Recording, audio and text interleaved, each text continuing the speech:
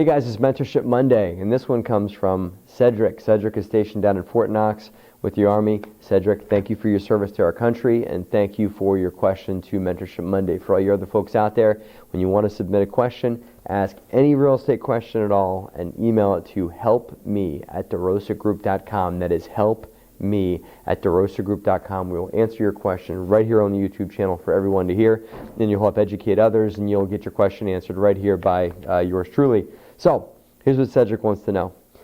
Cedric, in essence, is talking about LLCs, and that's something that comes up all the time for new investors about whether or not they should use an LLC, and when they choose to start using LLCs, how to best implement them. Cedric is using an LLC, but he's also got a property that was priorly owned in his own personal name, and he's questioning how can he transition that property into the coverage umbrella of his LLC, how to make that happen. So, first of all, yes, you guys should all be using LLCs.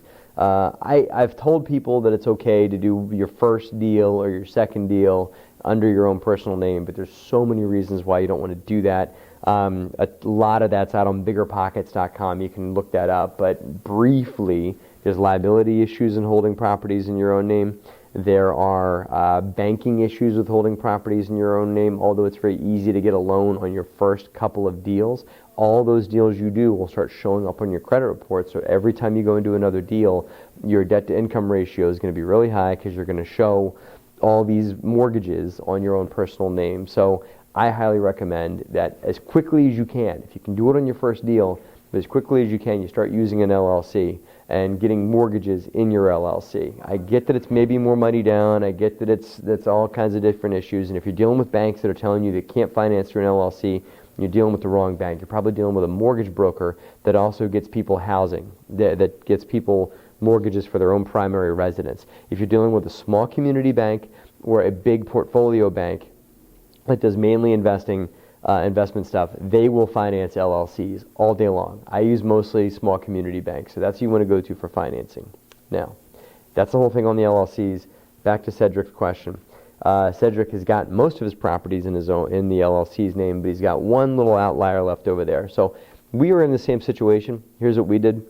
We were the sole owner of the property in our own personal name and the sole owner of this LLC over here.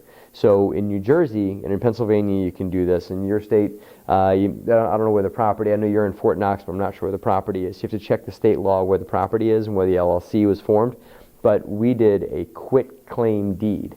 And the owners of the property were just me and my wife are the owners of the LLC. So a quit claim deed just moves the ownership from one entity to another entity. And it's just a very easy thing to do when it's pretty much the same owner, because an LLC was owned by me and my wife.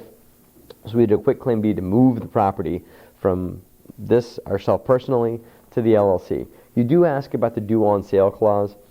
It is a concern, but when I own properties in our own name, we were paying the mortgage with a company check. The bank doesn't check to see if you transfer the property or to see they're not going to do a title search to see that the property's held in a different name. As long as that mortgage is paid, they're going to be fine. And you can prove to the bank, if they did come to you about this, that you're still the owner of the LLC. You didn't transfer the property, really. You just held it into it. You're holding it differently. So I would go ahead and do it.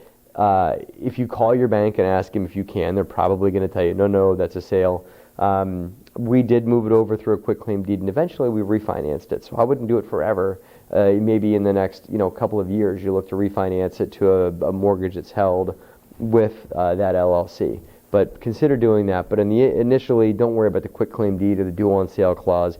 I've never seen a mortgage get called due because of the due on sale because of a quit claim deed. And there's a ton of people that are doing subject to sales and that kind of stuff that will all trigger a due on sale clause. And I know that's something that people talk about, that they're afraid of getting called up, but I've never in my life heard it get called up. If you've ever heard of someone getting in trouble for a due on sale clause, write it in the notes below. I'd love to hear about it. And also, don't write it if this person was in default also, because if you go into default, they'll find a reason to call the mortgage due. But if you're making your payments on time and you have the due on sale clause call, I've never heard of it. So anyway, Cedric, I hope that helps.